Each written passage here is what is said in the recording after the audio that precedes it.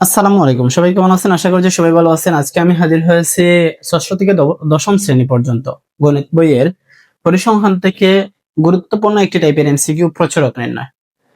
প্রচুরক একটি প্রশ্ন প্রায় প্রতিটি পরীক্ষায় আসে। এই টাইপের একটা প্রশ্ন বা এমসিকিউ প্রায় প্রতিটি পরীক্ষায় আসে। আমরা আজকের ওই টাইপের 3টা এমসিকিউ সমাধান করার পর ইনশাআল্লাহ এই টাইপের এমসিকিউ আসলে আমরা সবাই আনসার করতে পারবো। তাহলে চলুন শুরু করা যাক।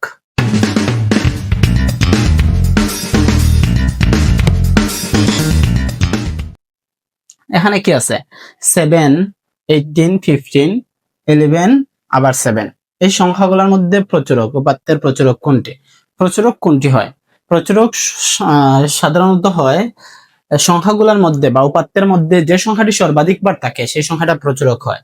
যেমন এখানে সংখ্যা আছে 7, 7 আছে সর্বাধিক 2 বার। আমরা সংখ্যাগুলোকে সাজিয়েও নির্ণয় করতে পারি, সাজানো ছাড়াও নির্ণয় করতে পারি। 7 আছে, তারপরে আছে 11 আছে, 15 আছে, 17। এই সংখ্যাগুলোর মধ্যে সর্বাধিক 7 2 বার আছে, তাহলে প্রচুরক কত হবে? 7। এখানে আমরা প্রচুরক পেয়েছি 7। 2 নম্বর প্রশ্নে কি আছে? 5, 11, 13, 6, 13, 6, 11, 9, 6। আমরা দেখতে পাচ্ছি 6 সংখ্যাটি সর্বাধিক 3 বার আছে। 6 সর্বাধিক 3 বার আছে, 11 2 বার আছে, 11 2 বার আছে, 13 2 বার আছে। তাহলে সর্বাধিক আছে 6 3 বার। তাহলে প্রচুরক কত হবে? 6ই হবে। আমাদের এখানে সংখ্যাগুলোর প্রচুরক কত হবে? 6। প্রশ্নটি এসেছিল দিনাজপুর বোর্ড 2016 সালে। নিচের প্রশ্নটা যদি আমরা দেখি, 3 নম্বরে কি আছে? 14 10 8 11 9 6 12 15 11 10 18। আমরা যদি সংখ্যাগুলোকে সাজিয়ে লিখে, তাহলে প্রথমে কত আছে? 6 আছে, তারপর আছে 8 9 8 9। আমরা সাজানো ছাড়াও বের করতে পারি, সাজিয়েও বের করতে পারি। 8 9, তারপরে আছে 10 2 বার, আমরা দিলাম 10 2 বার।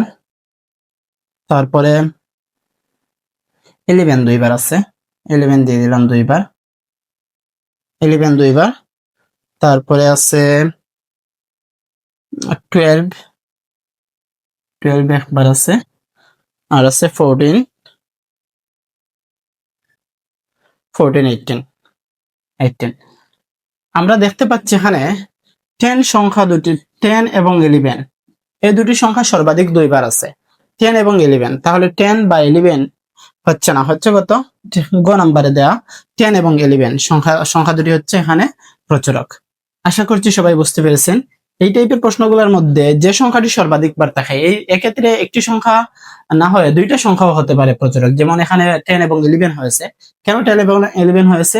10 এবং 11 সংখ্যা দুটি সর্বাধিক 2 বার করে আসছিল, তাই প্রচুরক হয়েছে 10 এবং 11। যদি এখানে 11 3 বার থাকতো তাহলে 11 হতো প্রচুরক, অথবা সর্বাধিক বার যদি 11 থাকতো কিংবা 10 থাকতো তাহলে 10 অথবা 11 যেটা সর্বাধিক বার থাকতো সেই সংখ্যাটি প্রচুরক হতো। আশা করছি সবাই বুঝতে পেরেছেন। সবাই ভালো থাকবেন। আল্লাহ হাফিজ। আসসালামু আলাইকুম।